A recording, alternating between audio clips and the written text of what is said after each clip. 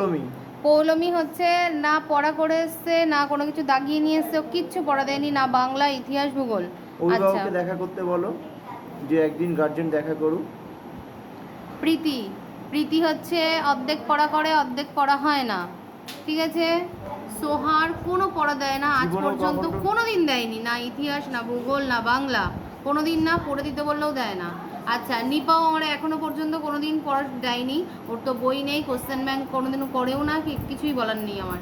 আচ্ছা, তোরা কোনো দিন আজ পর্যন্ত কোনো প্রশ্ন কমপ্লিট করে আমায় দিতে পারলো না। ধরো 5টা দিলাম, 2টো লিখতে পারলো, আর বাদ বাকি সময় ধরে ওই লিখে গেল। সমুর অর্ধেক হয়েছে, অর্ধেক হয়নি।